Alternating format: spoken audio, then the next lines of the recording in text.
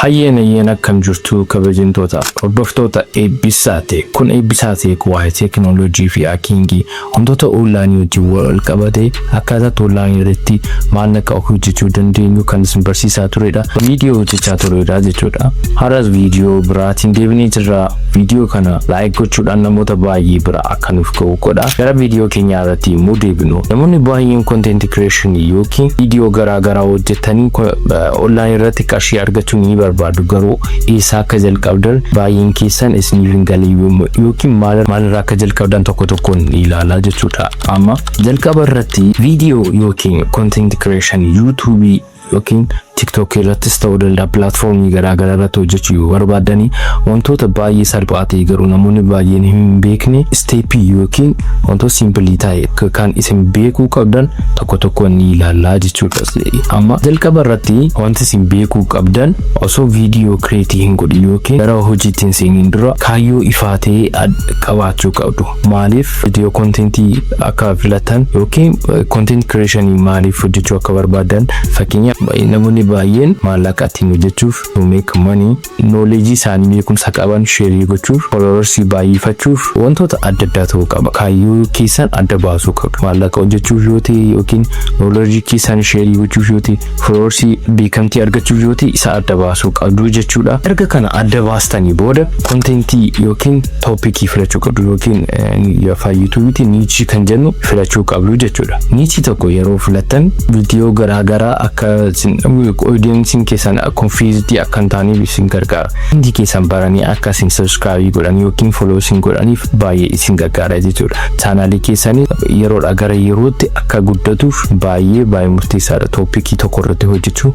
Fakkeenyaaf chaanaalii kiyya kanaaf fudhachuu ni dandeessu. Waa'ee teekii onlaayinii wajjin wal qabate wantoota jiran seetingii garaagaraa wajjin wal qabate wantoota jiran isin barsiisa. Namoonni baay'een kontentii gosoota garaagaraa motivation onlaayinii wajjin wal qabate hunduma isaa iddoo tokkotti hojjechuu yaadu. Sun immoo kisiikii audience keessan chaanaalii keessan akka subscribing goone skip godhanii akka darbaniif carraa banaanii jechuudha. Kanaafuu toopikii tokko irratti yoo hojjetan audience keessan yookiin akka isin bira turanii subscribe godhaniif carraa ni kenna. Kanaafuu toopikii tokko filachuu ni qabdu. Itti aanee inni sadaffaa gatii itti kennuudha.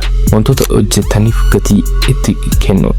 Gatii itti kennuu yommuu jennu namoota isin hordofanii viidiyoo keessaa namoota isin hordofanii viidiyoo keessan keessatti waa tokko barsiisuu yookiin entertainmentii yoo ta'e immoo bashannansiisuu gatiitti kennu.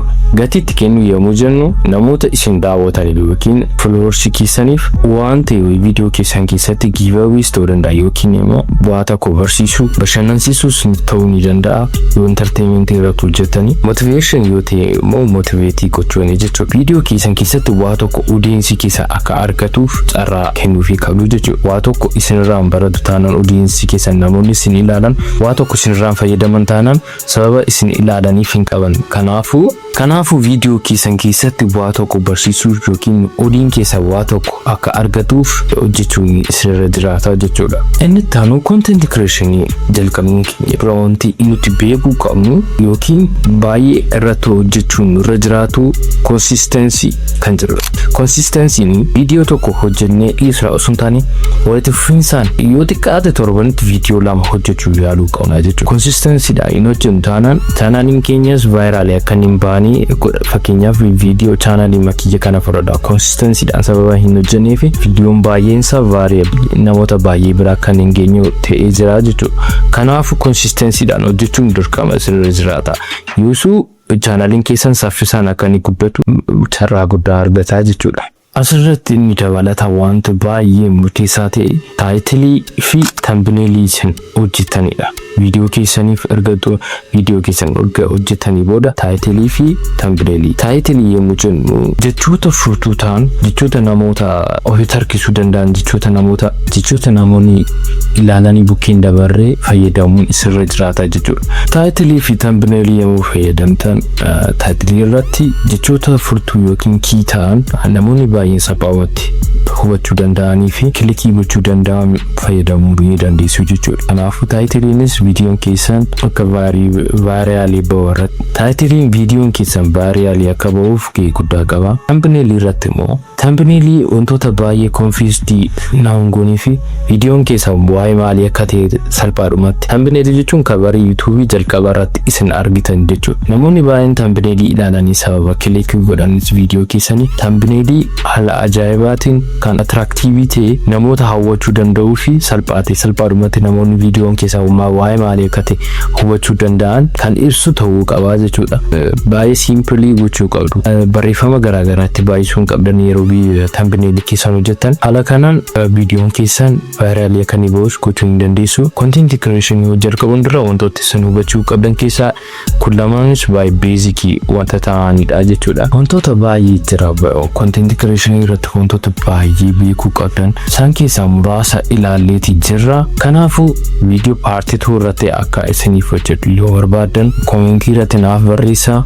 Screen key wantoota adda addaa wal qabatee viidiyoo part 2 irratti isiniif hojjechuu na yaala. Viidiyoon kun isin fayyadeera taanaan subscribe, like gochuudhaan namoota baay'ee bira akka ga'uuf godha. Eebbisaatii Telegram channel keenya groupiin irratti discuss gochuu dandeessu. Gaafii barbaadanis as commentii irrattis barreessuu ni dandeessu.